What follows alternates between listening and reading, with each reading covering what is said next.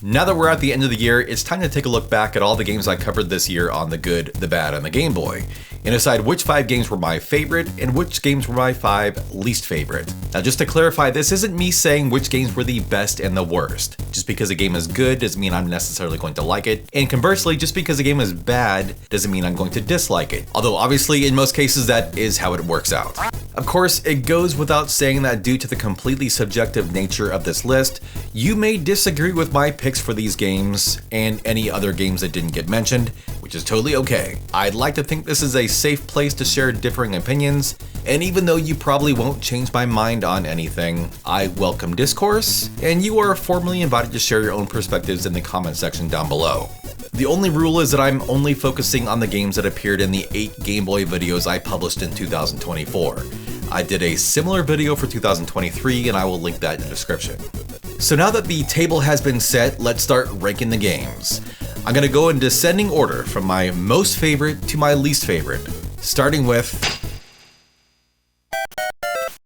Of course, I have to put this in the #1 spot of the year. This was one of the very first Game Boy games I received as a kid, and easily one of the games I played most on the system. There's a wonderful weirdness to this game that I've always loved. It's simultaneously familiar to anyone who has played the original Super Mario Bros. On the NES, which, let's be real, is pretty much everyone, and also utterly unlike any other game in the entire Mario series.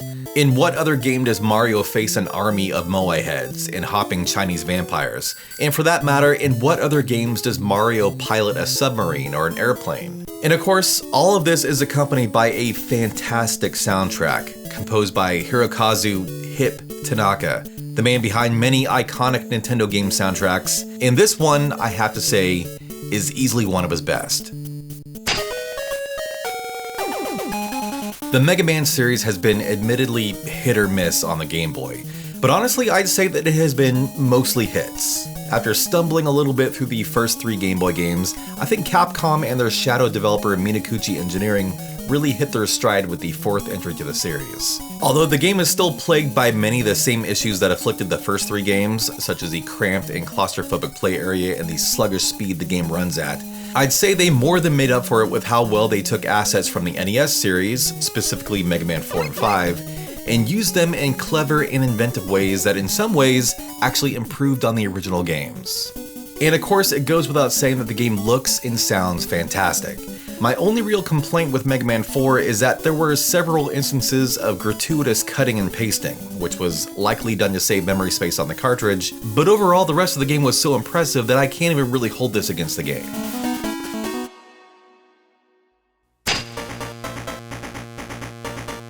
Tracks was a pleasant surprise when I originally played it 2 or 3 years ago. Even for a game system like the Game Boy, which is so often overshadowed by its console siblings, I would have expected its library to have been mined for hidden gems so thoroughly that there were no more surprises left to discover. However, this game is quality, and at that time I had not heard it mentioned by anyone. The quality shouldn't be a surprise since this game was developed by HAL, just before they broke out into mainstream success with Kirby's Dream Land.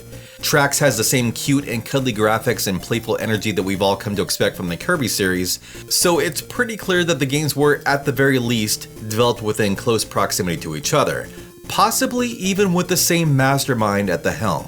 If you're unfamiliar, Tracks is essentially an overhead vehicle shooter that plays like a more lighthearted and much less difficult version of Jackal from the NES. It's not an especially groundbreaking game by any means, but there was a ton of potential in this game.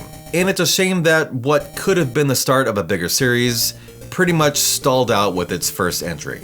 So try it out, and if you like it, tell someone about it. This is probably overly optimistic, but maybe, if enough people make enough noise about this game, it will plant the seed with the right people to perhaps get the ball rolling for an official follow-up. Whereas it took Capcom 4 games to perfect the formula of Mega Man's Game Boy series, Konami managed to perfect the Game Boy Castlevania series by the 2nd game. Whether you feel that Castlevania Adventure was a terrible game or not, I think we can all agree that there was plenty of room for improvement there. And Castlevania 2 Belmont's Revenge delivered those improvements in spades. The game runs better, the game looks better, the game sounds well, okay, I don't know if it sounds better because Castlevania Adventure's soundtrack was actually really good, but Castlevania 2's soundtrack is at least as good. There's also a lot more game in Belmont's Revenge, with 6 full stages instead of the meager 4 from Castlevania Adventure. There's a password system to save your progress, and it pulls in Castlevania staples like sub-weapons and wall meat, which had been conspicuously absent in Castlevania Adventure. The only real hiccup is perhaps an overly difficult boss fight towards the end of the game. I've beaten this game many times over the years, and every time I've made it through the fight against Soleil Belmont, I'm certain it's due more to luck than any actual skill on my part. But other than that, Belmont's Revenge is almost perfect, and it stands as a shining example of exactly how you make a video game sequel. You probably don't need me to tell you that Donkey Kong 94 is a great game. This game is part of the holy trinity of Game Boy games, along with Super Mario Land 2 and Link's Awakening. This is essentially the first entry in the ongoing Mario vs. Donkey Kong series, which is basically a follow-up to the arcade classics like Donkey Kong and Donkey Kong Jr. It takes the familiar style of those arcade games and turns it into a massive puzzle platforming adventure. With as many stages as there are in this game, and there are a lot, it's truly impressive that there aren't any stages that feel like they are retreading ground from earlier in the game. Every room and every area has something new for you to do. It's an extremely engaging and incredibly satisfying experience from start to finish. Nintendo, to their credit, has surprisingly done a fairly good job keeping the series alive over the years. Donkey Kong 94 was followed up by Mario vs. Donkey Kong on the Game Boy Advance, and then the series morphed into the Lemmings-esque mini Mario games on the Nintendo DS. And earlier this year, the Game Boy Advance game got a full remake for the Switch. So if you played any of those games and liked them and want to see where the series got its start, well, check this one out. Assuming, of course, you haven't done so already. Alright, so now we're getting into the bad games. And I really hesitate to use the word bad because when I was looking back over all the Game Boy games I talked about this year in preparation for this video, I was surprised to find that there really weren't any games that I actively disliked. Which on one hand I guess is kind of a good thing, since I didn't waste a lot of time playing Game Boy trash. But on the other hand, it's kind of a bummer, because in reality I actually delighted in hating some of the games I covered in 2023. So I guess with that out of the way, here's the bottom 5 Game Boy games that I enjoyed the least from 2024.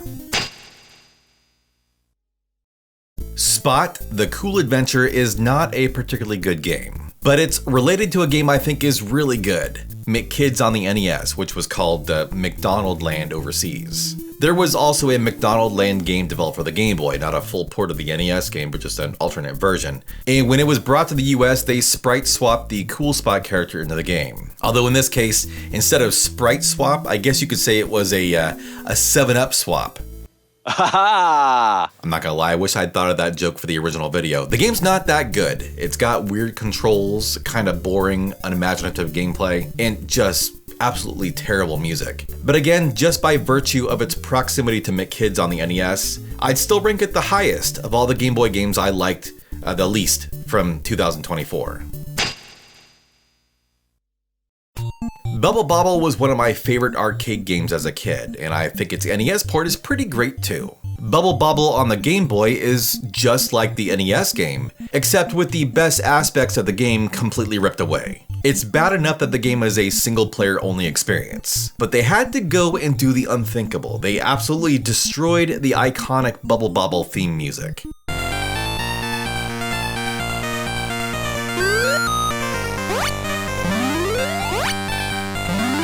But perhaps worst of all, they zoomed the perspective in so tightly that you're only able to see like a third of the screen at any given time. This is a pretty common practice for a lot of Game Boy ports of console and arcade games, but Bubble Bobble is, in my opinion at least, designed to be played with the full screen and all the characters on that screen visible at all times. It's not that this perspective renders this port of Bubble Bobble completely unplayable, but it does have a negative effect on how the game is played.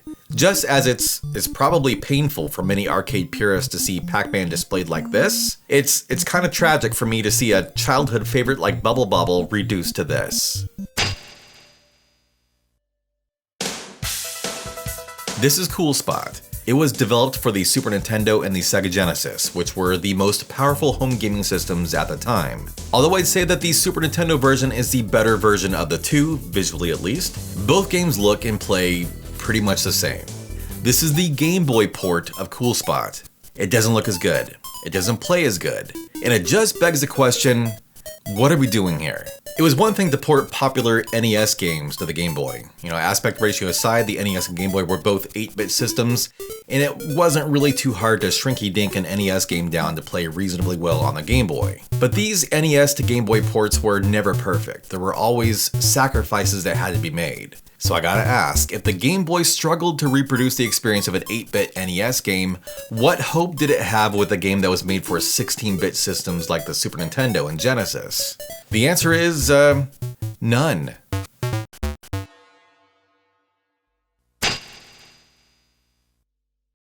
Now, I know that I'm in the extreme minority in that I was born without whatever it is that makes people interested in sports. I don't like playing them, I don't like watching them, and I don't like video games based on them. In this one case, I'm willing to accept that I am the odd one out, that I am the one with the problem. But this doesn't make the 100 plus football, baseball, basketball, golf, boxing, volleyball, hockey, fishing, and wrestling games on the Game Boy any less baffling to me. This kind of goes hand in hand with what I was just saying about Cool Spot. Doesn't it just make sense to keep these games on the systems that could more accurately reproduce the experience of whatever real life games these video games were based on? To put it a different way, even if I haven't played them, I'm tangentially aware that there are some top shelf sports games that allegedly are fun enough that they could be enjoyed by the most casual fans. Games like NBA Jam, Tecmo Football, and Blades of Steel. And yes, there are Game Boy ports of all these games. And I imagine they might even be almost as enjoyable to their target audience as their console counterparts. But there are a lot more sports games on the Game Boy than just these games. And I'd venture to guess that there isn't a single sports game exclusive to the Game Boy that is anywhere close to that level of quality, which I am interpreting to mean that the Game Boy is just not a very good platform for sports games. The angry video game nerd has done a pretty good job at conditioning the general online population to believe that LJN is the worst game company of all time. In reality, there were plenty of game developers that made games significantly worse than any game bearing the LJN branding. Except Uncanny X-Men, it's hard to get much worse than that one.